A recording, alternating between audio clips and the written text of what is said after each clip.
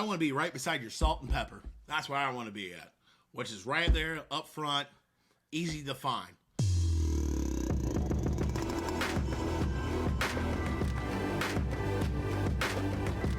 Welcome to the show, Mr. Adam. I am so excited to have you on board and have you here on the 2448 with us talking about Unki Seasoning.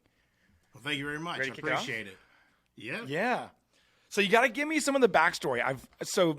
Obviously Chelsea does these kind of like prep call notes, and I've gone through the notes and I've seen your story, and this is one of the most exciting stories to tell here on the 2448 because you have so much family history in the fire service. Give me the backstory. How the heck did you end up in the fire service and getting into seasonings and these sorts of things? The fire department, it was purely by accident. I made a promise to a friend.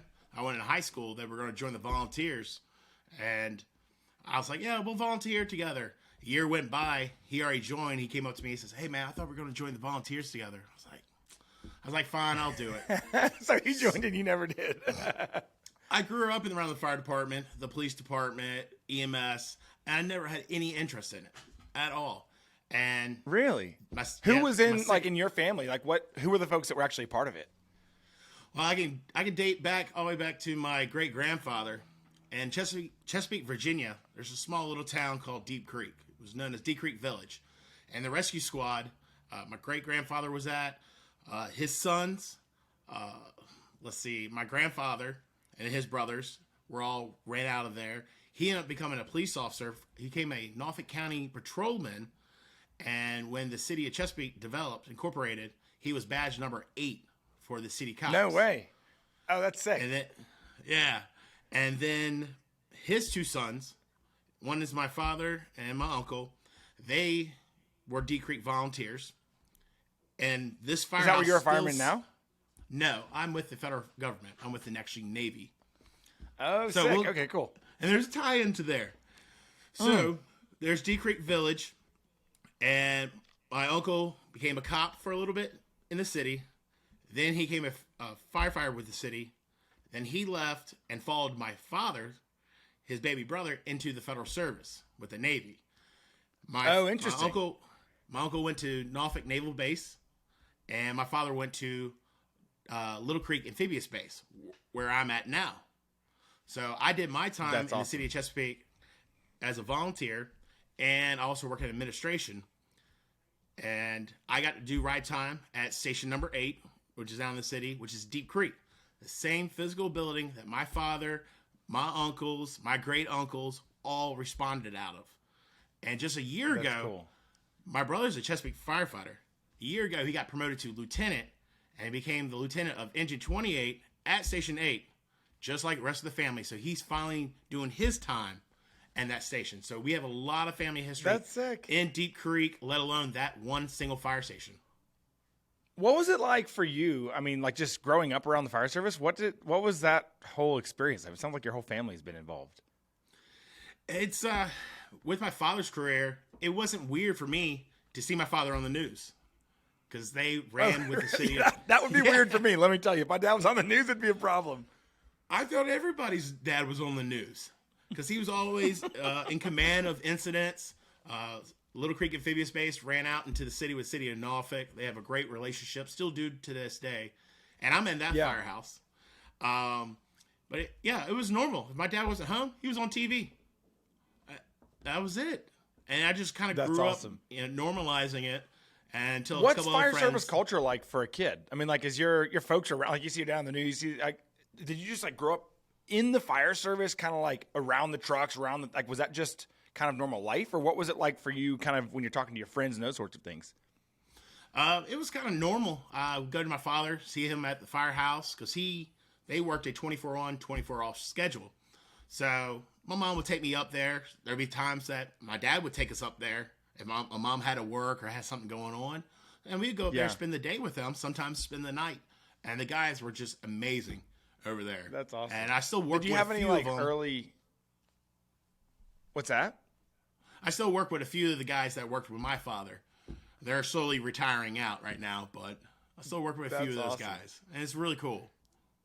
When you started kind of going around up there and thinking about getting into the fire service yourself, what was that like your buddy. So your buddy in high school wants to get into it. Was that a common thing amongst your area, or was that something that was kind of more unique?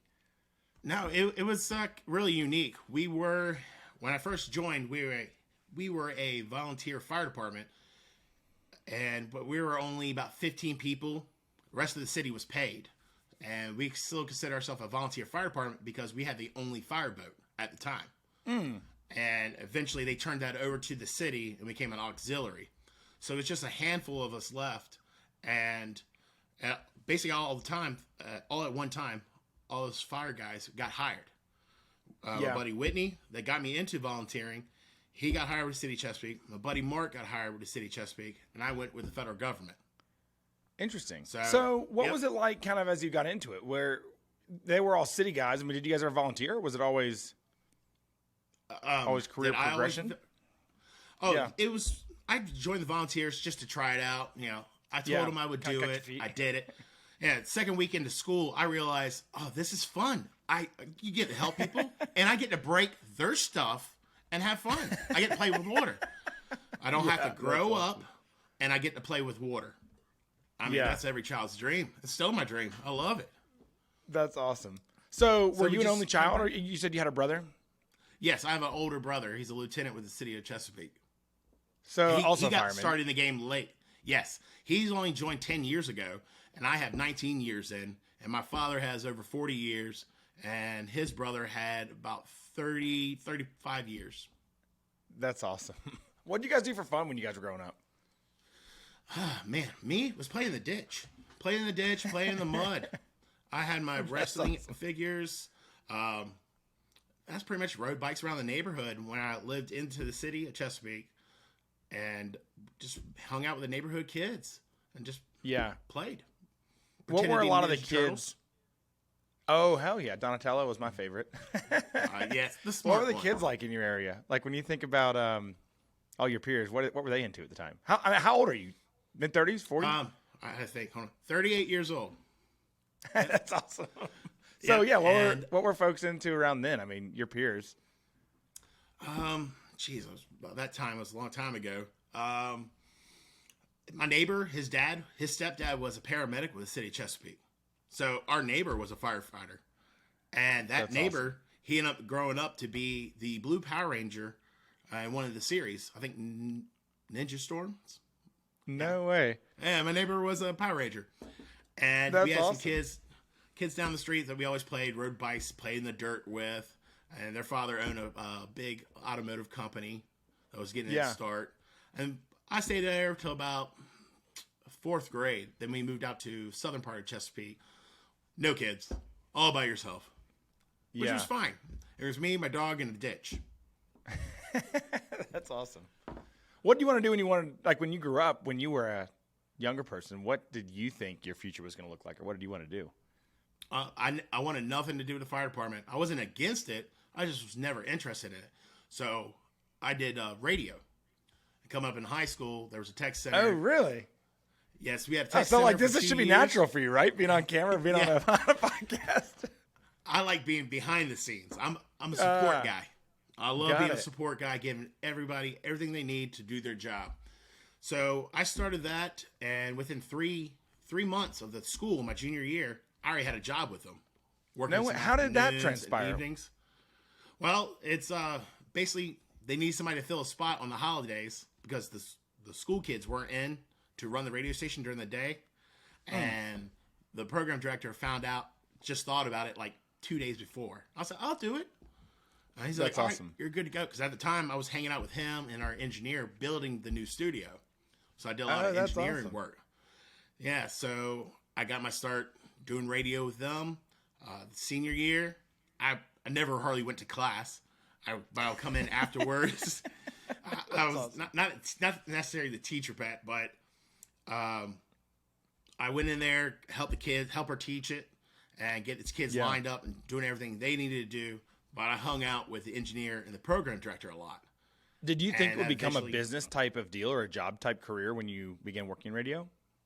Yes. I made some friends. They had some friends in a local radio station group in downtown Norfolk. And they had 3 FM and 2 AM radio stations. And I got to work on the AM side, producing, working behind the mic. And so I got a good experience, and I really, really enjoyed that. And I thought that's the way I was going to go. I was looking at jobs, and for you to make money in the radio business or even the TV, you got to move around in different markets. So I was looking into moving into the Pennsylvania area in a market, a lower market, and work my way back home. And then that's when my friend came to me and said, "Hey, I thought you were going to join the volunteers." And oh wow! I just and then you took got a hard right. Yep, took a hard right turn and started working for the fire department. That's really interesting. So when you joined the fire department, what was your training like? We went to a local city. Our area is called Hampton Roads. We're made of 7 cities. And on the north side of the bay is Hampton, Virginia. And their local fire department has a lot of volunteers and a lot of paid guys. And they'll do like a takeover Tuesday, where on Tuesday, the whole city's staff, majority of the city's staffed by volunteers, and all the paid guys get off. Really? So they had a nice little training academy. So we would go Tuesday and Thursday nights for 2 hours. Then on Saturday, we're out there for 6 to 8 hours doing practicals, doing our training, going through mazes. Yeah. Yeah. And we had one of the greatest teachers. He was a retired fire marshal, had plenty of stories, and made the class entertaining. That's awesome. That was our training. We did that from August to the weekend right before November. And beginning of December, I was on the floor. No way. So, do you remember like graduation day? Was there anything special about that was unique? No, we didn't know that. It was literally. Did your mom pin you? No, we didn't even have that. No way. I was one of 2 guys from my city, and all it was, we went in, took our test, turned it in. The guy's like, we waited a little bit. He says, "All right, you passed." That was it. You went home. No way. So tell me about your first station assignment. Where'd you end up, and how did that transpire? I went to Station 15 in the city of Chesapeake, also known as the Holiday Inn. But they had a tech It was a vacation station. Yes. But I chose that because it was close to my house. There's one down the street from me, but that is as they call the joke, it's the retirement station. That's where they hardly get any calls, but when they get a call, they got to wait 15 minutes for help, and it's always something crazy, and there's no hydrants in that area. So I always kind of made sure I made friends with them. But I started at Station 15 because they had a rescue. It was the first rescue in the city. So technical rescue, which I liked. You get to break other people's stuff while helping them. So I was like, I saw them on that call one time. I was like, that's the station I'm going to go to. So luckily for me, the shift I went on, I went and talked to him, was A shift. It was the captain of the station. Oh, yeah. So he had a little bit of pull in, like, who's his crew going to be and that sort of stuff. Yeah. So I was like, this is a great mentor. This guy's well experienced. I love working for Carl. The whole crew were all senior guys, experienced people. And because they had to be experienced to be on the tech truck. So they got a brush truck. And in the city, if you jump through certain hoops as a volunteer, you were allowed to drive the brush truck. That was it. You couldn't drive the ambulances. If you did the EMS side, I think you could drive the EMS, but you can drive the fire trucks or the rescue, which is fine by me. So I was like a glorified helper. Yeah. And went to some cool calls, went to some bad calls. Then when I started working in administration, that's when I was a courier. So I went to every fire station every day. I had my little why did you start doing courier work instead of riding a truck? The city wasn't hiring at the time. So you were still volunteering? Yes, I was still volunteering and working in the radio station. And so the fire station and the radio station were maybe a quarter of a mile apart. And, interesting. And also, side note, was right behind the fire station was assisted living where my grandmother was. So, and we would go there a lot. And I wasn't an EMT. So the captain's like, you go visit your grandmother. And when you hear me clear up, meet us at the truck. So I would do that. So it was like a nice little area for me to be a part of. And when I decided I want to make a career out of working in the fire department, I decided to apply for a position in administration to be in the courier. And at the time, Chesapeake Fire Department had a lot of Deep Creek people up in headquarters. The fire chief, the deputy chief, a lot of people. Yeah. So it was great to work with them, rub elbows with them. So when I started driving They gave me a GMC Safari. It was red. Like, it had lights. I had sirens, just little switches on and off for them. Yeah. So I'll go around and meet everybody, and I started meeting some great officers, and they started pulling me in. I had one captain said, "Hey, what time are you going to be in the station tonight?" I was like, it was at station number 8, Deep Creek, our family's station. I was like, well, I exclusively ride out at 15. He's like, no, he's like, I bought an extra steak for you tonight. What time are you going to come by? I don't want you to be late for dinner. That's awesome. And he had a dry sense of humor, but he was such a great guy in my upbringing in the fire department. So I started riding there. And that's awesome. They split. They had 2 engine companies. That officer went to Station 2, which is the old downtown area. And I just followed him. And I started riding. I still rode everywhere with all these officers. I find some officers and just ride throughout the city. I got to ask you. So the guy said he had an extra steak for you. That's the hook. So what do you like? Tell me the role food plays in the fire service. A lot of our listeners may or may not actually be firefighters themselves. And so obviously, like your business, the show's about the business people who are in the fire service space. You do seasonings, right? And that's food culture. But there's so much culture in the fire service space that is related to eating in the firehouses. So what is it like? What's a meal mean in the fire service? It means everything. Firefighters, I've always known them. They're known to cook. They're known to eat. As the cops joke us, that's all we do is sleep and eat. I think it's fair. It comes. And they direct traffic, so it's fine. Exactly. All the complaining, all the arguing, all happens down at the kitchen table. That's where you get everything off your chest. You don't do it on scene. You don't do it out in the bay, inside the truck. You did it all at the kitchen table. That's our safe space. So basically, you say whatever you got to say. Nobody's going to get in trouble. How does it work at the fire station? So like your shift will be on, and then like was everyone throwing the kitty? And it's like, all right, here, throw $5 in the hat, and we're gonna go buy something nice, or is it kind of like everyone orders bullshit takeout, or like what's actually that process like? It's a 20-sided dice on that question. It's give it to me. So in an average fire station, there's what we call staples or kitties, which is all your spices, your milk, maybe potatoes, onions, just kind of like stuff that you would have in your pantry at home. Yeah. So you got that you kick in a few bucks in for. Then there's is that like station stuff, or is that like each shift has their own? It varies. It depends on the fire station and the departments. Some stations, when I was in the city, they had 3 shifts, and each shift had their own salt and pepper, and interesting, all that stuff. And then some stations, when I came with the federal government, it's the whole station. Yeah, you know, and some stations were still broken up between shifts. But when it comes to breakfast and dinner, in my fire department, it's Saturday and Sunday we do breakfast. So right now, everybody takes turns. Some stations, majority of stations, everybody takes turn bringing it in. And then there's other they bring it pre-cooked, or they bring in bacon and stuff, then you guys cook it actually at the station? It kind of comes down to pretty much what's going on that day. And being the federal government, we will have big events on the weekends, something like an air show. So sometimes it's going to the local fast food joint, getting a bunch of biscuits, bring them in. But everybody usually eggs, bacon, probably biscuits and gravy, and some kind of potato. Like Fireman eat well. And that's pretty much what you're going to get every Saturday, Sunday. That's awesome. So once they cook it up and they have the feed ready, then you guys all, you grab around the table, everyone joins together. Is there like a ritual for where seats are, and like what's that like? Oh yeah, some stations they're really strict about their seats. But if you're a guest, sometimes depending on your seniority, it's how nice they are about it. If you're the new guy, you'll just bounce around from seat to seat for a little bit until everybody sits down. That's so a lot of times they move to the next spot. Yeah, sometimes they're just messing with them to get them to do that. But yeah, everybody does tend to have assigned seats. It's just whatever day you come into that station, what seats open.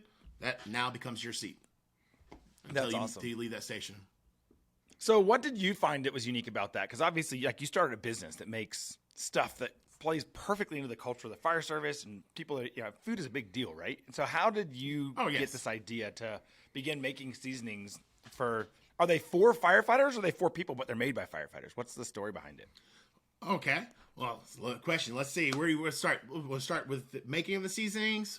Then transition to what they do in the I'm just firehouse? curious. So, how did you decide if you your culture was, and your foundation and career was established in the fire service. And the fire service has this vibrant food culture inside of it. Okay. And I'm just curious, like, how did you decide to take that outside of the walls of the firehouse and begin to expand that culture to the broader community? Okay, I got you. So, like I said, everything happens down in the fire department at the kitchen table. All the complaining, the training, everything happens right there. So that's your heart of it. So firefighters are known to be cooks. Everybody can cook, most of the firefighters. We've had some horrible guys. But any good stories? I got a story too. So, just so everybody brings in their own background of cooking at the table. And there's some firefighters that will do a cheap meal, very basic, nothing to write home about. Then there's other guys. One of my mentors, when I first got into the federal government, it was extravagant every single time. I mean, really? I've never had goat before. He brought in goat, then he brought in goose, and it just, to me at the time, it was kind of weird and different. I didn't eat that all the time. Yeah. But I started working with him in the kitchen, learning tricks and trades that he's learned. And he did time in the military, so he traveled. And I'm starting to meet all these people that done time in the military and been around the world. And they're coming in like, this is how, when I did time in the Philippines, this is how they did their food. And then now I take that part and I put it in to my fried chicken or way I do potatoes. And that's a unique perspective you had being in the like in the federal fire service. Like you have that. It's civilian, right? It's not actually military fire service. Yes, it's civilians and people like me that never served. I didn't have the pleasure to serve in the military. Then there's people that have done their time, veterans that have done their time, and they have go into the federal fire service. That's such a unique, I don't know what the word is, but like environment of people where you would have folks that have traveled the world and in military service or otherwise, I mean, traveling around and then come back and be in the fire service. Our little local fire station, everyone's from the same town. Like they all grew up here. Yeah. Never left here. They went to school together. Local. Yeah. You don't have that kind of cultural amalgamation that occurs when you have the more unique perspectives from around the world. And I think that's a really unique story, a unique thing that kind of shapes what you do. I mean, maybe I'm putting words in your mouth, but it makes this even a more detailed or more interesting story to me. Yeah. So, and I've always hated, and a lot of people do, that one guy that comes in, I don't cook. I was like, well, it's your turn to cook. He would do. So it's like, it's not an option. Like you come in on the crew, there's 8 guys in the crew. It's rotating through. Someone cooks. Yeah. If you're going to eat with us, like my house, you're going to eat with us, you're going to bring in food. We can go out to the grocery store that day and get it, or that's it. There's no, some people are like, well, I'll give you money. No, we don't do that. You bring in. That's funny. So is that how it works? So like the crew will say like, I'll buy for the whole shift my day, you buy for the whole shift next day, you buy for the whole shift next day, and then so it just rotates through that way? Yep. That's how we do it at my firehouse, and most of my firehouses in my department.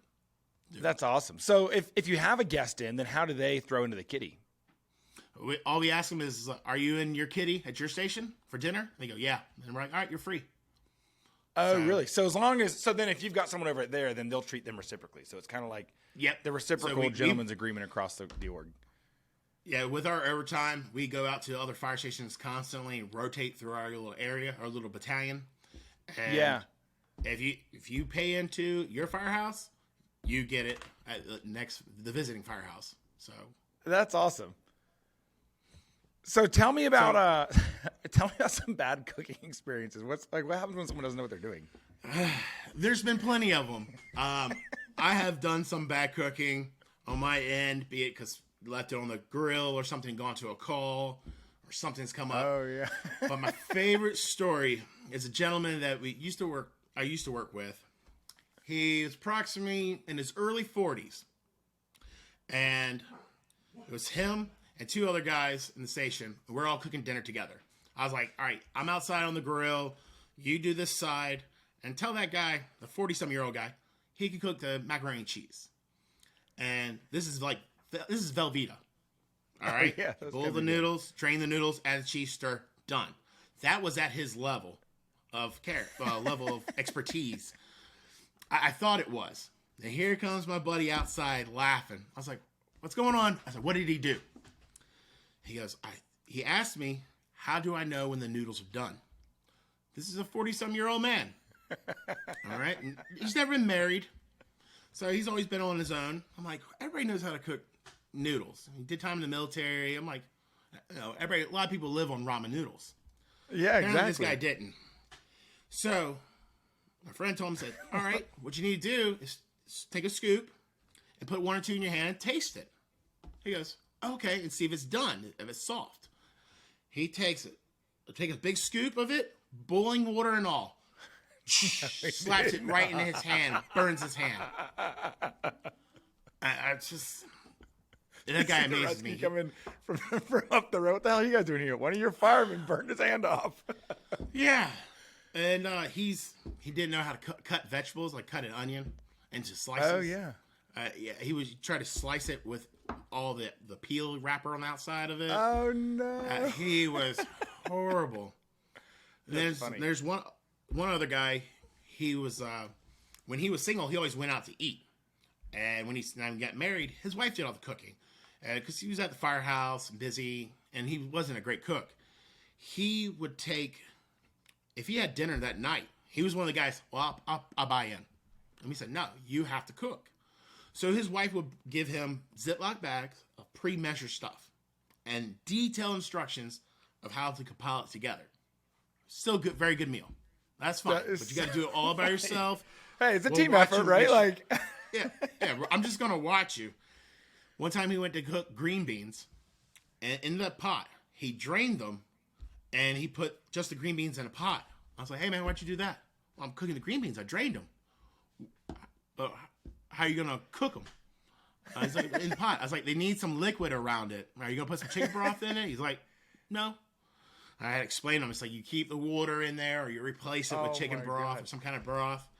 How did you learn how to cook? Is this a family thing that was like kind of taught to you over years? My grandmother, my mom's mother, was came from a farming family out of Crestwell, North Carolina, Washington County, and so down big east, farms. Huh? Yeah, out east. They're right. Oh yeah, straight east of you. Yeah, yeah. And it's a big farming family. And when I was a kid, I would go to her house. And my grandfather already passed away, so it was just her. But she would still cook like it was on the farm. Handmade biscuits, and a lot of them. You know, leftover potato pancakes from the mashed potato the night before. And she was always cooking something. You know, when her favorite grandchild came over, she always had something going on. And I was in the kitchen hanging out with her because I love my grandmother. And I learned a lot from her. And as I got older, started to be a latchkey kid. And I wanted a ham sandwich. So what I do, I went out, defrosted a whole ham. 12 years old. And cooked it myself in the oven. No way. Mom was a little upset about it that I cooked that ham. But I cooked it. And it was really good. We had it for dinner also. And that's awesome. What kind of just started with that. So when you were a kid, I mean, you've been cooking since you were a young one. Yes. Because I learned really easy that pretty much everything cooks in the oven at 350 for 30 minutes. Then it came down to spices and any kind of flavors that you add to it. Yeah. That's how were your family members into spices? Is that how you got into doing that stuff? No, it started about 8 years ago. My wife asked me to make a smoky Bloody Mary rim salt, as you see. Oh yeah, like is it called Elizabeth salt? Is your wife's name Elizabeth? Yes, my wife is Elizabeth. So we made it for a vacation. That's awesome. And every morning we had Bloody Marys out on the beach and just to enjoy them. So she asked me to make a rim salt. So playing with it around, came up with a big Ziploc bag of it. Boom. No way. And Amber's like, what is it? What do you call it? I was like, I don't know. It's Elizabeth salt. And everybody loved it. Awesome. It went fantastic. Then me and my wife, the following fall, we went out camping. And, of course, we made sure we brought the Bloody Mary rim salt with us because we're on vacation. Yeah. But I left all my normal seasonings at home. So I was like, well, we'll just take some of it and throw it on the chicken. Grilled it. Some of this really rim salt? Good. Really? Yes. Yeah, and at the time it was heavy because it was a rim salt, so it was heavy on the salt. Yeah. So it was good, but very salty. And when we got home, I made a new batch of it. Less salt, I started. What other stuff can go in? I mean, is there like, do you put peppers? I mean, what sort of things go into seasonings? I have no idea even what it is. Just you shake it, but I mean, you don't have to give me your secret recipe. But I don't even know what. What sorts of classifications of ingredients? I mean, I just go through. I have a list of vendors that I go through. One is actually a firefighter-owned business out of Ohio. I go out for my specialties. I just bring them in, and I had jars. Good Lord. You know how you got your stove at the house? You got a cabinet above it, cabinet to the left, cabinet to the right, all full of seasonings. And they're all broken down. Yes. Then go to my pantry. I got big mason jars full of them. I sit there and just play with a recipe. I'll take a recipe online, tweak it, make it my own. Like our Coastal Cajun. We took the classic Cajun recipe, and we mixed with that, smoked some of the seasonings, and came up with our own version of it. But so would you take, like, you'd add a little garlic, add a little salt, add a little pepper, add a little whatever, and you end up with this, like, a recipe of a powdered thing, like of a seasoning? That's kind of how that works? Just kind of mix it together. And when I'm trying new recipes, I measure everything. And is that so you can duplicate it again? Yes. You got to write it down. Because the one time you find the perfect recipe, you didn't do nothing. You didn't write nothing down. And that's happened to me a bunch of times. Oh, I bet. So you just got to go back and recreate it. And I always start off with, I pick some random seasonings together and start with a teaspoon of each. And then I taste that. So that's a small amount, so I'm not wasting a lot of it. And seasonings are relatively cheap. So I'll sit there and play with it. And I'm like, add a little bit more of this, a little more of that. And I'll come up with a basic recipe. And we'll start trying. Do you know what you're targeting? Are you like, hey, I'm going to build a seasoning for fish, so I'm going to go with a high amount of, I mean, I don't even know what would be in it, but do you kind of have that thought process, or is it like, I'm just going to come up with something new and it starts from totally nothing and no direction? I try to make it all-purpose because I never liked when some people came out with a pork rib seasoning. Yeah. And, I mean, it's a great seasoning, but only time you're going to use it in your mind is when you do pork ribs. Yeah, so you wouldn't think, let me just throw this on, like you wouldn't think to throw rim salt seasoning on whatever you're cooking at a family dinner. Yes. And so I'm asking for a lot of retail space in your pantry. So I want to be down front, seeing you open that door. I don't want to be in the back and forgotten about. So I'm asking for a lot of space, very valuable space in your pantry. So I want to make it all something you think of? Do you like when you set this up? It's like, okay, I know what I'm building is going to be like this needs to be front and center in someone's pantry, and that's a space they could put a lot of things, and so you're almost like jockeying for that space so that then they would use it and enjoy it. I want to be right beside your salt and pepper. That's where I want to be at, which is right there up front, easy to find. Because if you put me in the back, you forget about it. Yeah. So about 2 years ago, we came up with we called it a beef rub. And that was always stuck in the back of my mind. I'm telling everybody it's only good on beef. I don't like that. The guys at my Firehouse voted on that name. They want to do a beef, pork, chicken line. And for about half a year to almost a year, I did beef. I called it beef rub. And I sit there and explain it to everybody. It's good on everything. I use it on my chicken. I use it on my pork chop. And I finally said, that's it. This year, I was like, we're changing the name. We're just going to call it Chipotle. Yeah. Oh, no way. I made the executive decision, told the guys at Firehouse were like, oh, you got a new seasoning? I was like, no. Sorry, guys. I veto you. I got tired of explaining that the beef rub is good on chicken, on fish. So we just went with Chipotle. So that's why I put on all my labels, all-purpose seasoning on every single one of them, because that's what I want. If you're going to buy, I would love for you to buy all of them. The whole kit, right? I can just get in the door with just one seasoning. Kind of hook you. Gotcha. You can use that anything. Yeah. Some people don't want to spend a lot. Oh, really? So seasoning, you're cost sensitive when you're competing with others. It's a low cost item that you don't want to have people don't want to spend a ton of money on. Yeah, a lot of people don't want to spend a ton of money on. When you go to the farmer's market, where I'm at a lot, I'm in some stores, but when you're sitting there looking at it, like, oh, that's a seasoning. I can get that from the local grocery store. Like Walmart. I can get it there and got it cheaper. But it's different. I have no MSGs, no fillers, no sugar in mine. Interesting. And it's local. and you're having a small business and all that stuff, and everything that entails with all these small, supporting small businesses. You're supporting the community. You're supporting the local baseball team. You're sending somebody's kid to dance. So it's a lot that goes in with it being a small business, and I listen to everybody as they come through. Yeah, and I'll tell them flat out. I said, be honest with me. You can tell me it sucks. That's okay. I'm not going to get offended. The firemen are pretty honest people, aren't they? The guys at the Firehouse have said worse about some of my seasonings and my cooking and stuff, and that's fine. They make you cry. So I'm like, you're not going to make me cry out here at the farmer's market.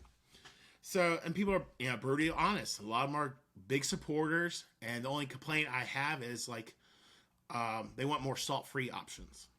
A lot of people at the farmer's market complain about salt. So I was always trying to play with my sodium levels on everything. So bottling it and labeling it all by myself, it's kind of hard to do that at this level where I'm at in the business. Yeah. Take me back to when you were there. You told me the story. You're out with your family and you had the seasoning. You brought your rim salt with you, and then you seasoned what dinner was during your barbecue. How did that go from like, hey, I'm playing with seasonings to make something for my wife, to turning that into a business? What was that process like? Okay. When we came up with Elizabeth salt, like I said, we went camping, tried it out, and we always wanted to I've always been like a dreamer and a little bit of a crafty person. So we knew Christmas was coming up, and my family, we start planning everything in September.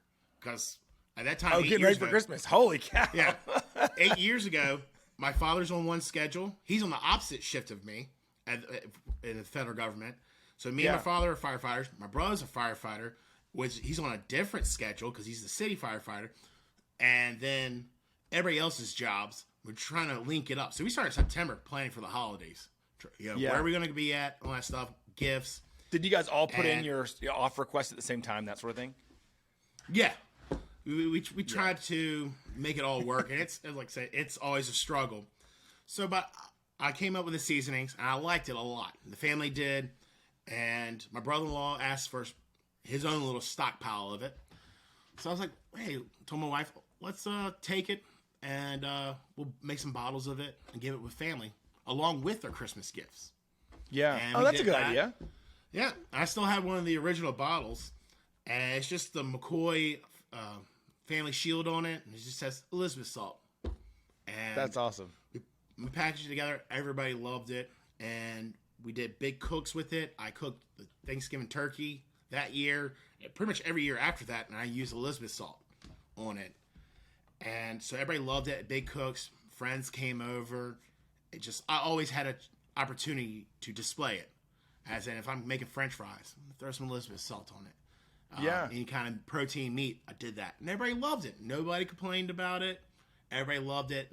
And they started getting it as gifts for Christmas and their birthdays. Just freely refilling everybody. We did that for about... excuse me. We did that for a couple years. Then 4 years ago, my mom asked me to come up with a garlic and herb one. And I just started messing with the ingredients, playing with it. And I came up with that. Just never thought about being into the spice game. Were you using it at the fire station? Yes, I was, and never called it anything. Never made a big deal about it. Everybody's like, "Oh, the meal's good," and just kind of went on about day-to-day business. But the family-wise, they liked it and they wanted it, so I debuted it at a birthday party, my nephew's little birthday party in November one year. Then all our close friends and family were like, hey, instead of Elizabeth salt this year, can you give us this garlic and herb? I was like, sure, not a problem. So I made some bottles of that and gave that out. So it's just kind of with family, friends being very supportive. What made you transition to the business world? Well, in 2020, end of 2020, where the pandemics ramped up, I broke my foot. On the job? My foot. Yeah. It was just walk around the station, made the wrong turn real fast, and kind of broke my pinky toe. Oh, no. That's torso. I broke it. But it was all right. So I had a lot of downtime because I was on light duty. I didn't have to work overtime. So I actually got to be home more. So between that, the pandemic, it was like a melting pot. December, my wife was talking to me. I was selling some snacks and stuff for her unit at the local hospital. And like just seasoned nuts and, this, that, and other thing, little candies and stuff. Just so the girls can have something to snack on because they can never leave their unit because they're always so busy. She worked at the hospital. Yeah, she works at the local hospital. And so I was kind of doing that, and one of her friends started asking, what's the seasoning that you put on these pecans? I was like, well, that's Elizabeth salt. And also my Cajun. And so like, I would like to have some of that seasoning. So we put a little bit of bags and start selling it there. Everybody loved it. Family, friends loved it at Christmas. And they started asking me to make some so they can give away to their family and friends. Yeah. So I just, being a dreamer, me and my wife started talking. She said, everybody said I should sell this stuff. What do you think? And it's like, was she supportive? She said, hell yeah, you should go knock it out. Very supportive. She is my silent hero in all of this. That's so she's good. Like, yeah, you should look into it. And I started talking to my cousin John, which is a firefighter, a former firefighter. He has his own cows and stuff like he raised. And he introduced me to the farmer's market. He's like, this is how it goes. This is what goes on. He's like, you only got 2 seasonings. Come out with some more. Get them ready. Then he says, I'll hook you up with the farmer's market. We'll do it this summer. I said, okay. Yeah. So just super small batches. Like you weren't doing production. I mean, this stuff now, like this looks like super professional. Was it like this or was it like Ziploc bags and stuff? There was a previous label. This would be, the second version of everything. The first one, I did it all by Avery, the sticker company website. I started to design it. I printed it myself. I don't have the logo here, but it was just simple. It just said Unkies, and it had a fork and a knife crossed in it. That was it, and that quickly didn't last because I was like, I want to make it my own. Kind of stand away from the fire department, and we start talking about the Firehouse, and I start debuting some other seasonings from the tryout, and it just turned into, I was like, well, it's who I am. It's the fire department. It's the fire department cooking, the style. That's where I'm at all the time. Was it easy to be able to begin selling? Like, 'cause you knew the industry, and you knew the culture, and you knew the service, like these sorts of things. Then it kind of started making the debut at the farmers markets and stuff. But like, were people like, hell yeah, I want to go for it? Or was it different than you expected? No, it was really welcoming. It's amazing in the small business community how supportive and how welcoming everybody is. As I start piecing this together, I reached out through social media to another huge seasoning company, and I talked to the owner, and I was like, what's in the game, blah, blah. We start talking about it. He mentored me. He says, these are all the downfalls that I had. He says, don't go this way, go this way. So he really inspired me, talked to me, helped me, guide me on my path. So he's like, send me some seasonings. I'll try them out myself. I'll let you know. So I started sending him some, and he responded positively about them. And so I started down my path. Was he helping to tweak your recipe and tweak your business and that sort of stuff? He was trying to help me with more of the admin part of it. He's like, this is how you need to go about bottling. This is what these are the downfalls I've had about bottling it myself. He went to a Copacker. So what's a Copacker? I saw some notes about that. Tell me, especially for our viewers that don't know anything about this industry, what does a Copacker do? A Copacker, let's say, in the seasoning business, we'll say, is somebody that makes everything for you. So basically, at the bare minimum, you can come in there with grandma's little recipe card and tell them this is what you want to make, and it's a setup feed. They'll get it all ready. They'll start weighing it, how much everything, because they do everything by weight, not by interesting. Cups. Because my cup and your cup could be different. When you scoop it, mine can have a little mound. Yours could be a little bit lower. Oh, interesting. Yeah. That's why a lot of baking is done by weight. So that it's not just like, if you settle it or you shake it, it's all fine. Then packed. Yeah, you see sometimes they say brown sugar, a pack cup. Yeah. when we get down to bacon, it's literally a science. But I digress. We'll go back to the season. So you go there with grandma's little recipe, and they'll set it all up. You go show them the recipe, and they'll weigh it. They'll set up all the tanks up, the bottles. They'll help you design a label. If you don't have a label design, they'll get it the nutritious facts for you. So then you don't actually have to be like the manufacturer of the season. You can be the inventor, you can be the creator, you can be the tester, you can be the marketer, you can make sure the recipe is exactly how you want. And then there are people that then can help you actually turn that into a bottle you can sell to someone. Exactly. So you go to a grandma's recipe, they'll pop out a bottle and say, here you go. That's it. That's awesome. And it's got nutritious facts, UPC, all that. And we're looking into going that route. That will clear up a lot of more time on my end for marketing. And so you're still actually making every single one right now? Yes. I blend it all, bottle all myself, and I print the labels. And we're just now about to put in an order later this week for another company to make my labels. Oh, so that's cool. Yeah. Because so these come off a machine at your house now? Or at wherever your office is, wherever. That's so cool. At my house. So what is one of the things that you wouldn't have expected as you started the business that was like a stumbling block or something that was just unique that was like, oh, I thought it was just me putting seasoning in bottles? What were there any things? Time management. And you probably know that too. Time management, especially you traveling. Yeah. But that's what it comes down to. The fire department, it takes a lot of time. Takes a lot of time away from me being home, me being off. Especially right now, we're so short-staffed. I'm doing so much overtime. It's hard to find that nice balance. So I do a lot of marketing, a lot of research, and social media stuff online at the Firehouse in my downtime in the evening. And when I'm home, I may be home for 1 or 2 days. I got grass to cut, this, that, another thing. And I'm taking in shipments of seasonings, trying to bottle them.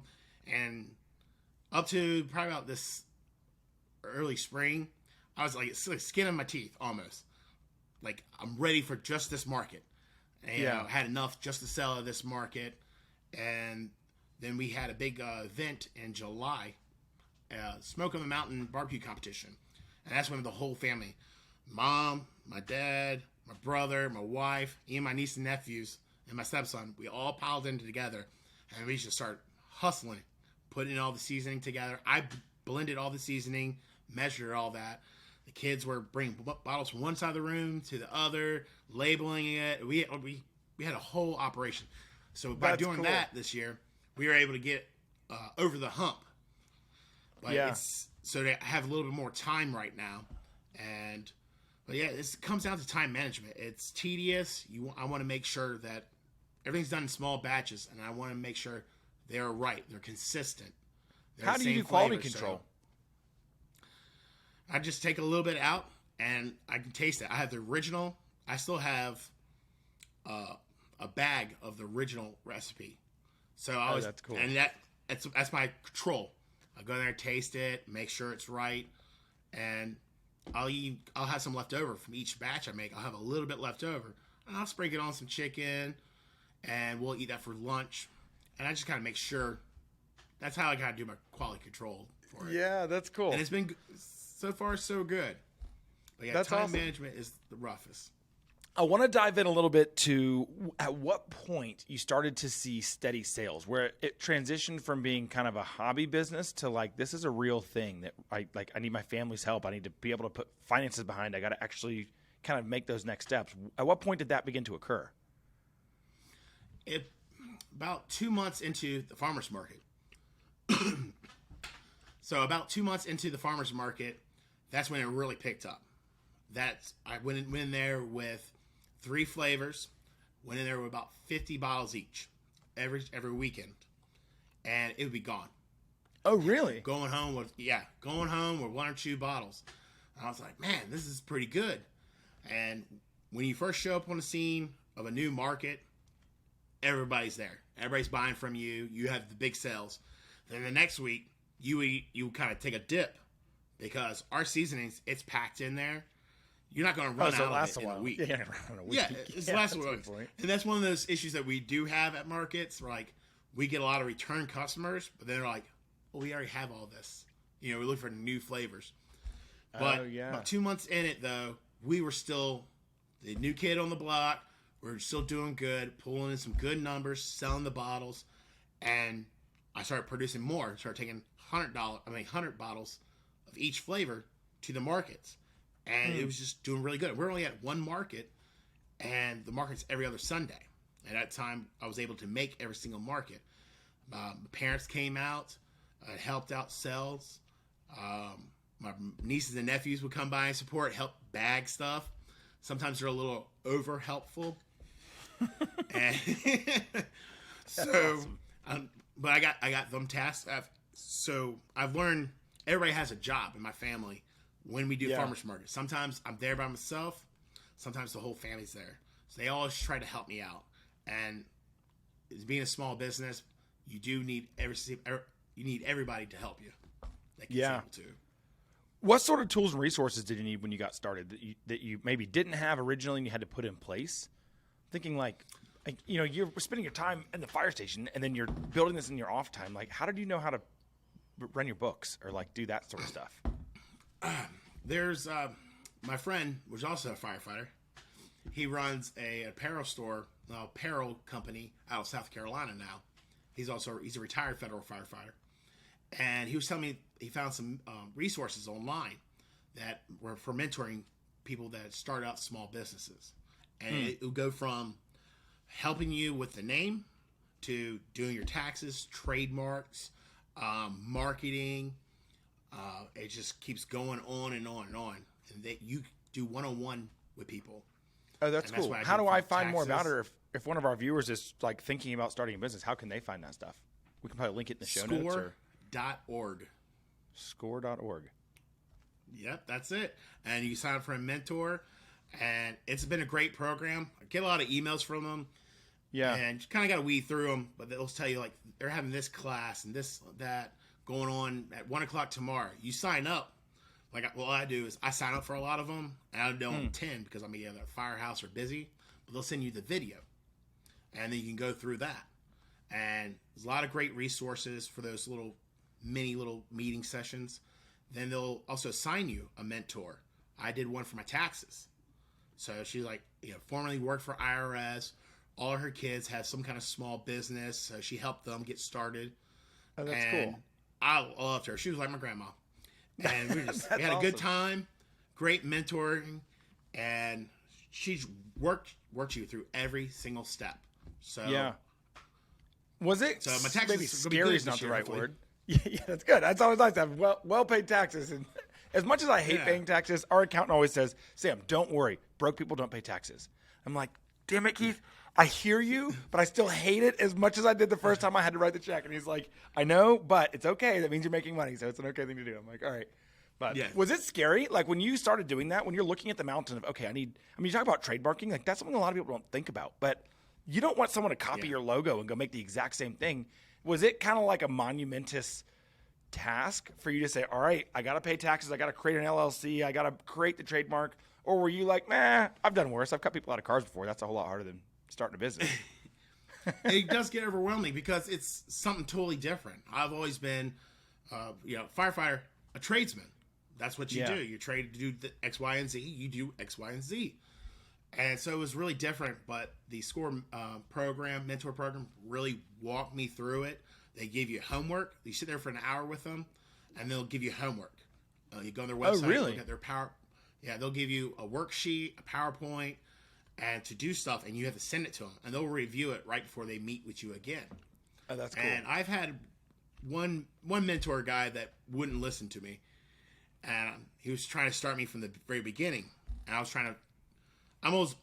on chapter 5 in my life. He wanted to start on chapter 1. And I kept telling him everything, and it was like if you were watching him, he wasn't listening to me. Oh, interesting. So I had to drop him.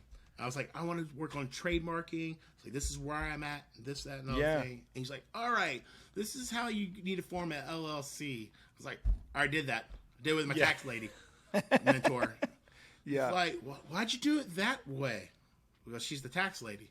She's that's what I hired she does. a competent She knows person to help me figure that out. Yeah. Yeah. He's like, no, you need to do this way. I'm like, okay, yeah, sure, whatever. How did you start? Like, how did you know you know, whether with these mentors and as you begin the business going, like, it sounds like you had a good balance of support, whether it was family support, your wife and your kid, these people supporting you starting the business, the fire service, the reason this podcast exists is because firefighters all have a side hustle. They all have a business they've started somewhere, so there's people around. Exactly. But how did you kind of know, or what did you do to help focus on brand building and customer success? Because I think from what I know of the Unki Seasoning brand, like there's this almost like cult following, like people love you guys. And how did you focus on that? And what does it mean to you to make that connection? To try to make the cult following, it's that I was blessed to do it at multiple different levels here locally between the fire departments because I worked with all of them. Yeah. In the union part of the fire department, I was an officer for my local union, and I traveled the states and made more friends with other firefighters throughout the United States, and that's how I started doing my testing, my regional testing of my seasonings. Oh, tell me about that. What is the regional testing? By the way, just give me the quick story. This regional testing is not something I've heard of. Not a problem. Like I said, you gotta make sure I come back to the original question. Oh, I'll get to it. We're good. We started this Firehouse tested, Firehouse approved program. That's what we kind of call it. Where I come up with a recipe. It'll start at my house first. So I have to get past my wife and my stepson first. And he's 10 years old, and so he's honest. He'll tell you exactly what he thinks about it. So once they like it, I'll bring it to the firehouse. I'll have a piece of chicken, beef, pork, and maybe some fish. And that'll be my night to cook. And that's what they're having. And they'll taste it. And I'll tell them about the seasoning, what's in it, where I'm thinking I wanted to go with it. And they'll taste it, and they'll respond back to me and tell me if they like it or don't like it. And they need more salt, less salt, try this seasoning in there, this flavor. So once I make that, then I make a bunch of sample bottles, and I send them out to multiple firehouses. I start off with, oh, really? Yes. I'll send it to my brother. He'll take it to his firehouse, and he'll use it when he cooks and try to get their feedback. I got friends in Jersey. I met through the union. Jersey, Colorado, South Carolina, North Carolina. So you'll shoot this Nebraska, stuff out pre-release. Hawaii. Firemen all over the place are testing this seasoning out, saying whether or not they like it or not. Exactly. And you got to get that different flavor, the regional flavors, because I got a guy in Arizona. So you got the Latina flavor to it, almost a Tex-Mex. Yeah. That's what they're popular for. And they'll tell me about it. The guys up north will tell me about it. I send it out to all the way up to just outside of Detroit to a firehouse up there. No way. What's the feedback like? What do they tell you? Less salt, more salt, and that's pretty much about it. They like the flavor I'm going for, and I work with them, try to tweak it. So if like I sent you a flavor, if you're one of the guys, everybody says everything's okay, but you're the only one that said, well, maybe. Then I'll get with you and find out what you do not like about it. And then I'll send a text message individually to all the other ones. What do y'all think about this? Sam said this. What do y'all think? They're like, all right, we'll go with that. Then do you send samples back out? Like, here's a little baggie of test this one out. Yes, I'll send them out in little bottles back out to everybody, or I'll just work just with you. Yeah, and I've done that with Brian Kelly from East Coast Kelly's. My group of guys, we'll call ambassadors, my main guys. Yeah. They have their own seasoning coming up, their own inspired seasonings. I got 4 of them. No way, that's from these firefighters around the country that have helped you come up with some special thing. Yes. And so it's kind of like my thank you back to them. Yeah. Fireman Freddie, we met on TikTok, and he's always supported small businesses. Tell me about these guys. Between East Coast Kelly and Fireman Freddie and like Dan Oliver and Fugo, like how do you know these guys? And like how do you connect across the world? Because years ago we were so we were so small, like you could only talk to the guys in your firehouse. How did you broaden across the country and connect with these big businesses? Well, it's I was real big into my local union. So I would travel the United States with big conferences with the International Association of Firefighters. And I would meet a lot of people that are federal firefighters, also like me, in my district. Yeah. So that's my Hawaii connection, my Jersey connection. They're federal guys out there on the military base, whatever it is. South Carolina, North Carolina. Yep. And so we always hung out with each other. I've been doing that since 2010, being an officer in my local union. So I've known these guys for a long time.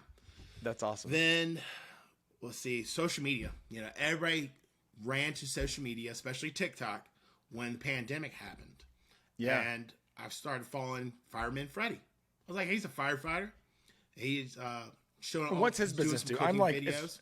As much as I love he doesn't TikTok, have a I'm actually business. not that good at it. He doesn't have a business, really. He's just a guy, an influencer. He's basically we put him down as an influencer. He supports firefighter businesses. And interesting. So that's how he just found some guys that made some glassware and guys that did leather straps, and it got me Taylor's tin. Oh, you first Taylor? No way. We had Taylor on the show the other day. Taylor is so good. Yeah. So he was kind of a spokesperson for them for a little bit, and I went and got my shields done for my helmet, my Unkies helmet done by him. No way. So we started just talking, and we didn't talk very much. It was kind of like in passing almost on social media. Then we had a convention during the pandemic. We had a convention for the IFF. Well, he was their union president for his local.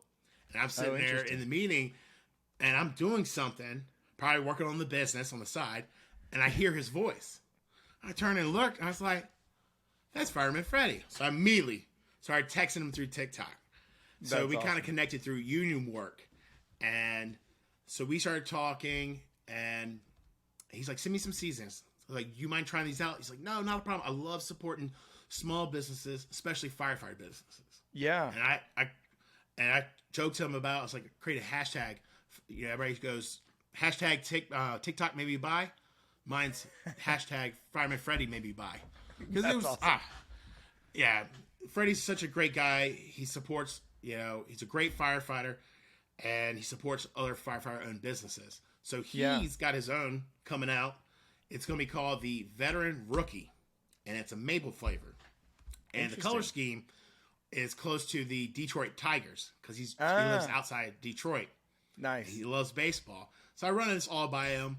So it's like a maple rub flavor to it. And he came up with the name Veteran Rookie because he just swapped over to a new firehouse, new fire department. Oh, so he's got years on the job, but he's the rookie on the shift. He's the Veteran Rookie. And that's awesome. So he's got a lot to prove. It's a classic. So that flavor, it's a classic flavor, but it's new to you. So he says, just like me, it's a Veteran Rookie. Man, I like that tie. And then we did a Master Firefighter, Savory Garlic. Kind of really rolled out after me. It's a flavor that I liked, my family really loved. So I was trying to fit in with all these nicknames. So we did Master Firefighter for our Savory Garlic. And then I met Brian from East Coast Kelly's. I followed him on TikTok because he was a griddler. I just got a small Blackstone. I was learning it. I was watching him and some other people. So he's another chef in the space. Yes. And I found out he was a fire marshal. That's cool. So we started chit-chatting, and he started getting a following. I was like, hey, can I send you some seasonings? I'm going to send them to you and to his local firehouses. Oh, so nice. They became a tester. So I had so Fireman cool. Freddie in his firehouse as a tester. Now I have Brian in his firehouse as a tester. And I worked with him. He wanted a buttery light seasoning, so I came up with a buttery rosemary seasoning and worked with him on it. And I put the colors that of his favorite college team, put them on there, and I call it the Fire Marshal. Oh, that's awesome. So he's excited about that. Why do you think it's important that firefighter businesses stick together? I think there's this theme that we keep hearing in the 2448 show history we're probably now 10 episodes in or so. And as we talk to people, like firefighters like to deal with other firefighters, and there's something more to doing business than just trading cash. Why do firefighter businesses stick together, and why is that important? It's because being a firefighter, you're all about family and community. So your community is your response area, and your family is one by blood and by law are your families, and then it's your firehouse family. Yeah. So if I don't work, like you did some fire rescue time, right? I still work for our county EMS agency, and I ride around. So we're still family. So yeah. Oh yeah. We're family, but you're a distant cousin. You're like a distant cousin to me. Hell so yeah. I'm already drawn to you. we know the integrity and how people are in the fire department. Yeah, there's some bad apples, but most everybody's good. And everybody has a passion. Everybody's passion driven. So we just kind of stick together because it's family. You feel like you can trust them, and you learn to trust them, especially if they're in your fire department. That's the really point. I trust you with my life. I can trust you with my lawn. That's a damn good point. It's our sales director is really funny. So he was training up a new young recruit, and he was going through this process of training, what it's like to be a salesperson, which is such a terrible name. And the reason is because, the most trusted person in the community is a firefighter. And oftentimes the least trusted person in the community is a salesperson. And so for us to be salespeople representing the most trusted people in the world, and we are advising the most trusted people in the world as to, in our business, we make lights, to tell them, hey, these are the ones that you need. You have this big obstacle to overcome because the community doesn't generally trust sales professionals, and they generally super highly trust firefighters. And so when we look at building out our business on the foundations that make, what we kind of hold true to our fabric in our business is, integrity, the things that make firefighters so trustworthy, we hold our own employees to. And I think that when you have fire service businesses that are either people of the fire service community, and like you said, there's bad apples, but generally, by and large, if you have people that have those values, integrity, responsibility, high ethical and moral things, then it helps business be more effective, and you can trust them with your wallet. It's I don't know if this is going to be perfect. I would bet, and maybe I'm wrong, but I would bet that if I got this Unki Seasoning and I only bought one bottle and I tested it and I hated it, and I called you and said, hey, man, I wish I would have bought this other one, I would bet you would probably do me right and send me another bottle of seasoning. It'd be I feel like I could just trust that. I don't have to worry about you're going to screw me if this thing's got water in it and I show up and it's a block. I mean, there's something in the fire service community that lets me believe that I can trust that the people we deal with are good people. I've always said it from day one. Everyone's like, well, what's your end goal? I was like, well, I would love my end goal to be at the local grocery stores in my region area. We have a Virginia Finest little section. Really? That's my goal. Never to take over Walmart or Amazon. No, that's my big goal. It's be my regional area, be in the store, be in the grocery stores that all my friends shop at. Yeah. But I've never been about making billions of dollars. If this thing pays for itself, and I have my mark in the community. Yeah. What I want to do with this platform is I love to cook, so that's obviously a part of it. Sell this and support people in the community. If I had to go do a community charity cook or something like that, that's what I want to do. So I don't have to worry about, as long as it pays for itself, I'm not worried about anything else. That's making awesome. Big bucks or nothing like that. Well, how's business today? It's doing very well. Still crush it at the farmers markets when I'm able to get there. I had to cancel a few because of the mandatory overtime that we have. But it does well. We sell online, farmers markets. We're in a few stores locally, and we're trying to expand that out. And a lot of them are just small town apparel shops and stuff like that. Excuse me. So that's great. Trying to expand it into some local brick and mortar stores, because we've been trying to expand it into them because I don't have a lot of time off, so at least they can sell it for me. If you could ask any business person in the space something and get a piece of advice, what sort of advice would be helpful for you? And I don't know if I can help you with it, but I'm curious what that would be. What do you struggle with? Besides time, there's plenty of time. What I struggle with, I'm not sure exactly. Any kind of advice. If you could give a pice of advice marketing. To a firefighter that's considering marketing, you guys have 10,000 TikTok followers. I don't have that many. I'm just over 8,000. Oh, excuse me. Rounds up. I'm being optimistic here. Oh, man. But it's marketing is really it's always a key. You know that in your side of the business, it's getting your name out there, having something. Like me, it's the Maltese Cross. That's why I decided to go with a firefighter theme one, because, like you said, trustworthy, and it's all about community. A lot of people know what that symbol is. so a lot of relate to it. So yeah, helping with marketing.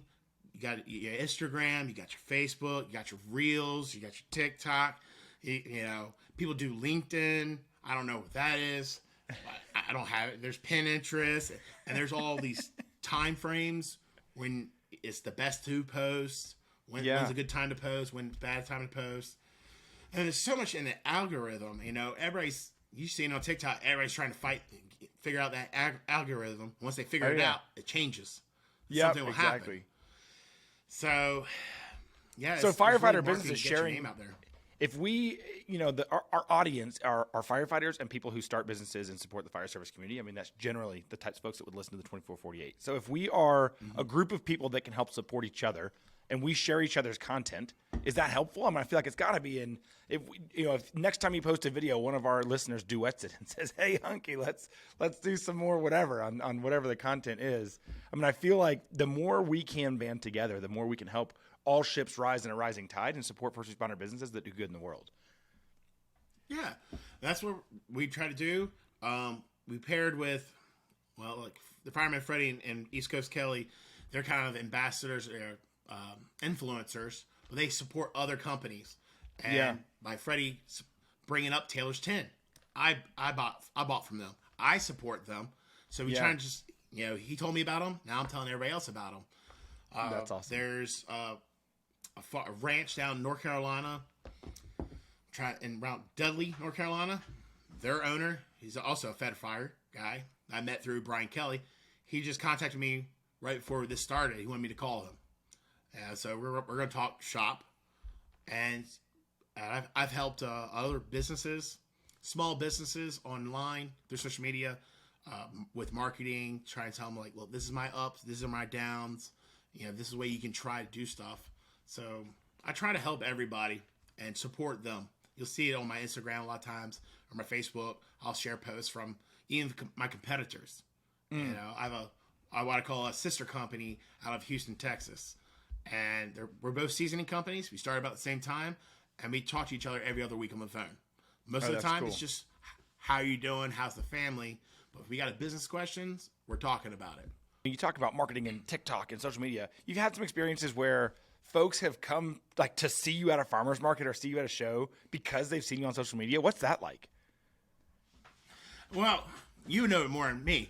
I know a lot of people come and see you a lot at the conferences, but me, there's been a few people that their kids see me on TikTok or Facebook Reels or Instagram Reels, and they come up there and said, "Hey, we're here because my son saw you online and he wanted to check you out here at the farmer's market." I said, okay. So then I give them the spiel about the seasonings and the business, and they'll buy a few. Then it's the next week, they're back for the rest of them. They're like, yeah, my son loves it. He loves the taste of it. He's starting to cook now because he's watching my videos of my basic cooking skills. So they're like, yeah, we want to try some more flavors. And those people have become friends of mine. And some of them are in my inner circle now that I'll give them a couple seasonings, like, hey, try that out. That's really cool. And it's been really great to meet people through social media. So tell me more about this Team Ryan effort and what's going on in his life and your life in that space.